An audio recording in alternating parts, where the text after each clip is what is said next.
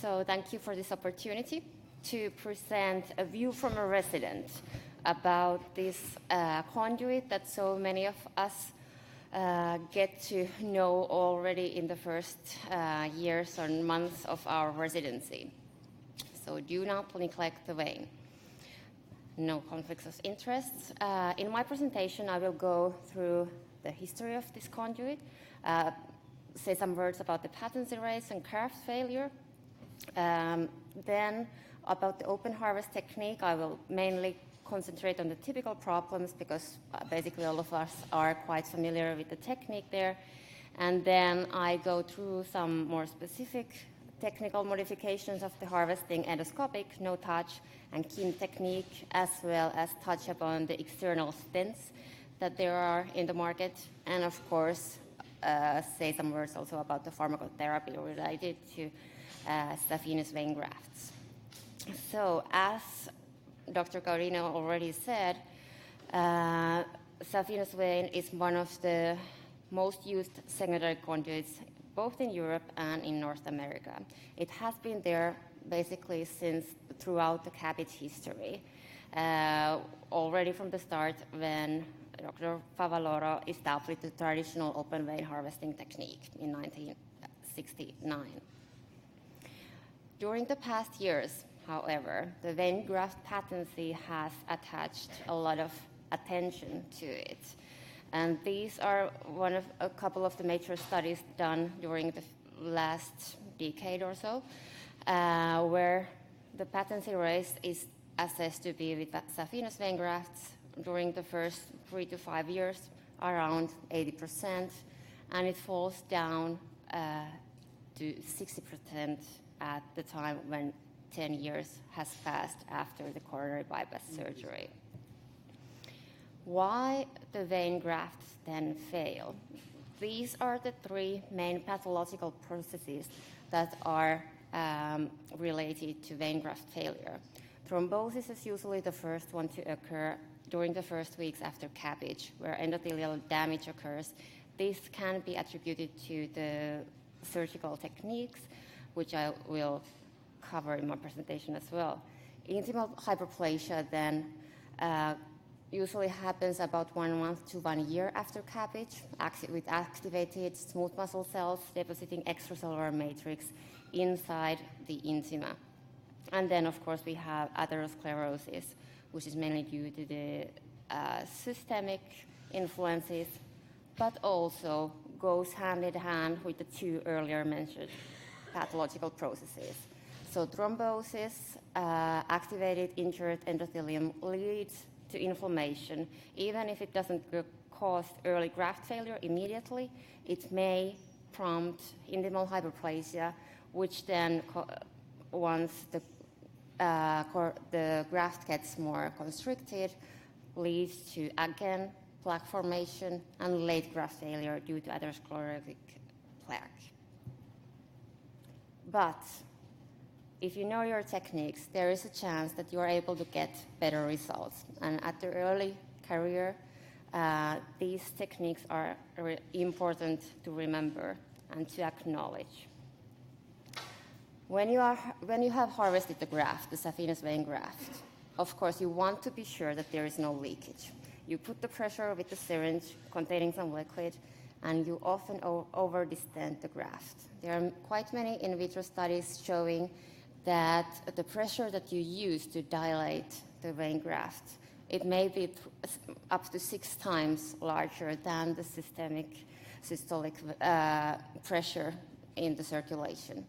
During back table manipulation, this often happens. And also in vitro studies where you culture the saphenous veins show that after 14 days there is clear intimal hyperplasia in the distended segments, whereas if you try to control the segments, do not use too much pressure, the intimal hyperplasia is much less pronounced. Here in the picture, it's from the publication by Lee and others from JAMA Surgery a few years ago. You can clearly see how distension disrupts the nice endothelial lining of the saphenous vein graft. So no wonder why the graft might get occluded. Another important thing is, once you have the vein graft there, you've checked for the leakage, you put the vein into storage solution. It may stay for a while, and it's quite important actually what kind of solutions you have. Unfortunately, same applies for this one. There are not that many studies evaluating in vivo patency, but quite many studies evaluating how in vitro these grafts perform in different storage solutions. The usual conclusion is that saline is usually not the best option. Autologous blood might be a bit better, buffered saline even far more better. And then there are a couple of commercially available solutions, TriProtect, Gala, and University of Wisconsin solution that may be even more beneficial for the graft. But still the common practice today is to use saline. A few years ago there was the PREVENT-4 trial that also assessed saline versus buffered saline versus blood, and also took into account what kind of patency rates the patients had depending on the storage solution. And actually the buffered saline produced the best results, although there was no significant correlation with the clinical outcomes at 5 years. There has been acknowledgement that this could be an issue, and now a multicenter randomized trial is coming up.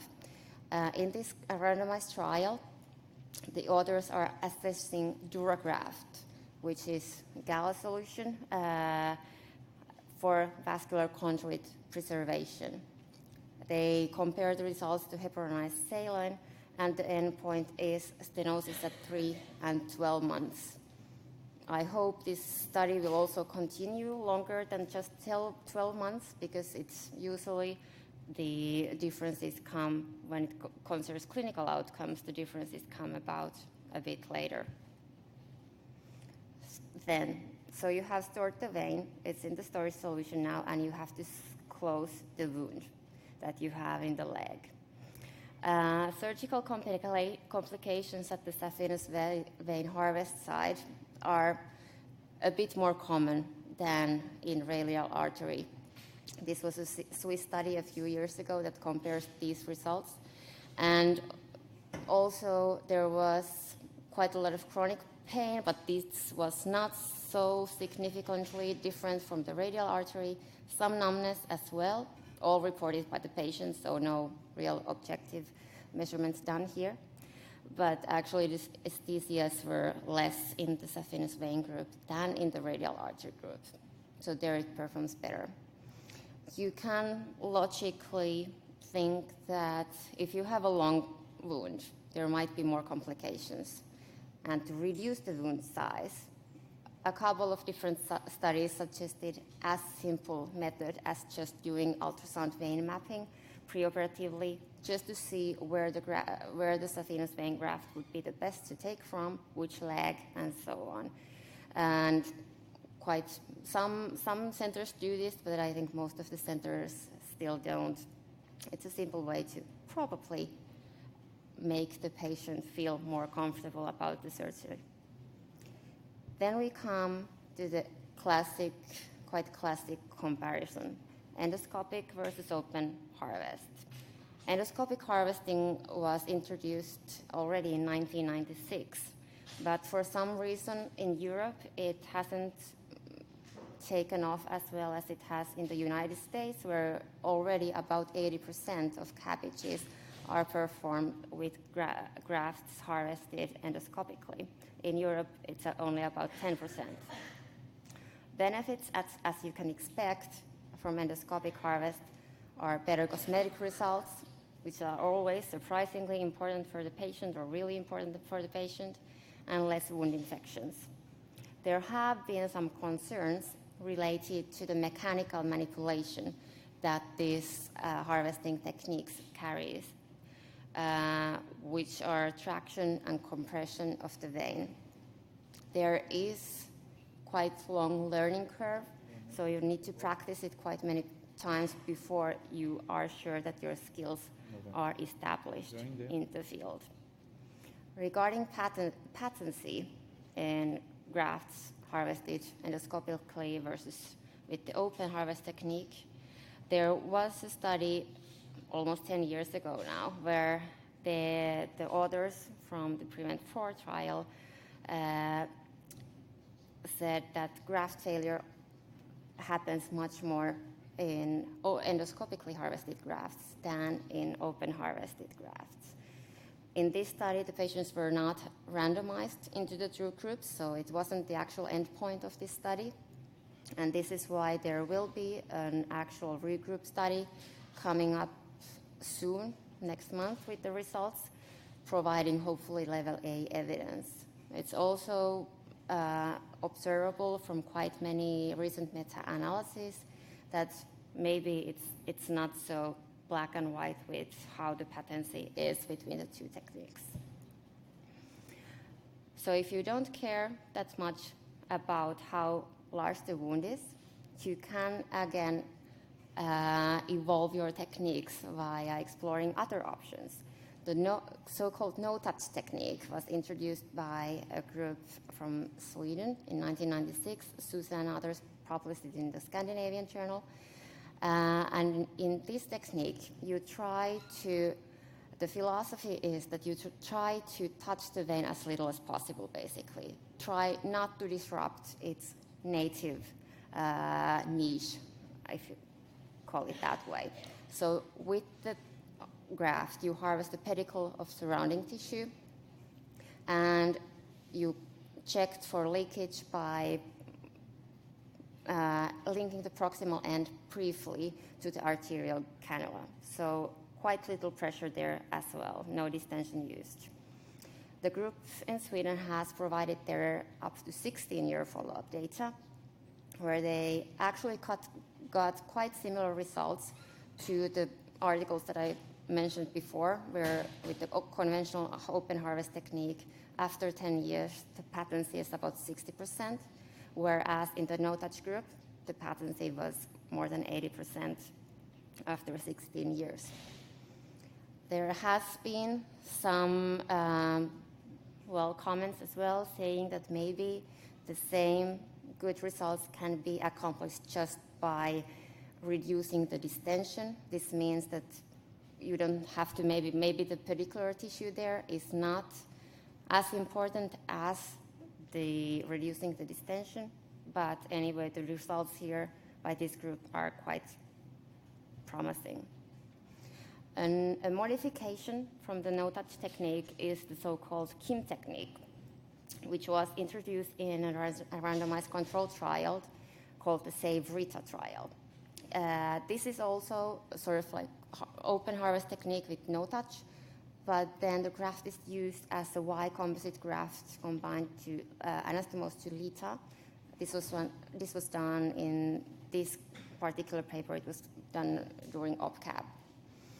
The authors claim that this technique makes less circulatory stress on the vein again, and also that there might be some benefit from anastomosing the graft to LITA via endothelium protective substances that the LITA maybe produces. Also, in this study, the results were remarkably good.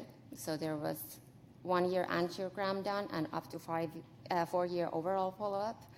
In the angiogram, if you compare to RITA, the saphenous vein grafts stayed open as well as the RITAs.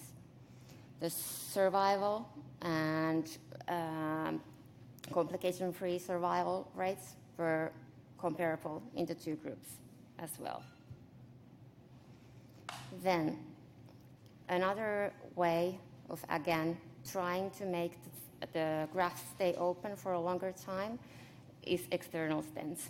There have been 3 commercially available stents, one that is based on a Dacron sheath, one that is a nitinol mesh. These 2 are either glued or sutured on the graft. And then there is one, the so-called West graft, cobalt chromium stent, that doesn't need any invasive attachment. Unfortunately, although the results from animal studies were really positive, the clinical studies were, as you can see, not as positive. So with the stent, there was 100% occlusion rate at 6 months.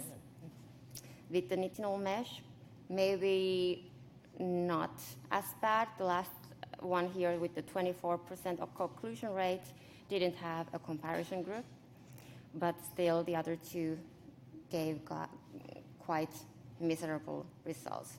With VEST, there was occlusion rate of 30% for the stented and 28% for the non-stented.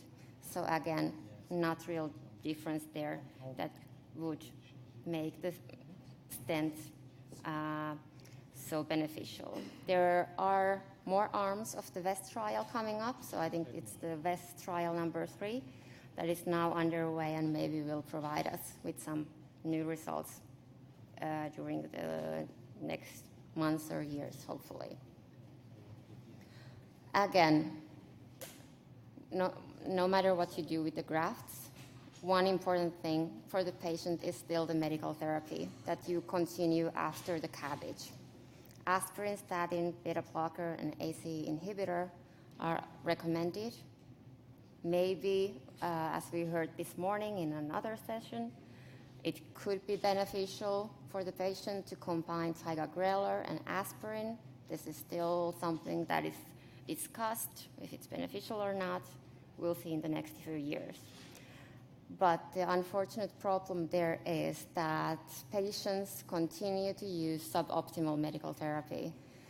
In one article, it said that basically 60% of the patients have suboptimal doses of medications, or even just a couple of medications going on, and not all the 4 that should be there to keep the vein open. So what I would like you to remember from this session regarding vein grafts is vein is a really delicate structure, and that's something that's often neglected. So you should not distend it as much as you want. You should not put too much pressure on it. Just check quickly where the leakage is, and then don't push too much.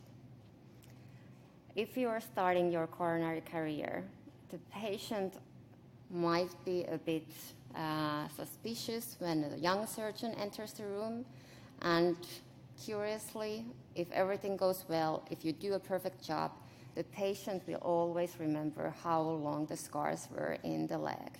That's the thing that they are left with, the long scars. So maybe you could examine the vein in beforehand with ultrasound and reduce the wound size, and the patient is more happy then. When you are starting your coronary career, the vein may stay in the storage solution for quite a long time. But the problem is the plain saline may have detrimental effects on the graft. So maybe you want to consider if some other solution would be better. Again, many of the trials today focus on the patency of the graft. But as was mentioned in a couple of previous slides, patency is not always mirroring the clinical outcome. So instead of focusing on patency, you may want to know how your patient is doing, and that's the most important thing for you. When you learn the open harvest technique, you perform it well. Stay curious still and explore new techniques, because at least according to literature, the no-touch technique and the KIP technique both seem quite interesting and may provide quite positive effects on how the vein grafts are doing. And of course, no matter what you do, you may want to trust your cardiologists. If they provide the best medication for the patient, and of course, if the patient takes the medication, the cardiologist will eventually seal the deal. And most importantly, try your best. You don't want to neglect the vein. It's a delicate structure. You have to respect the vein, and only then you will perform your best. Thank you very much.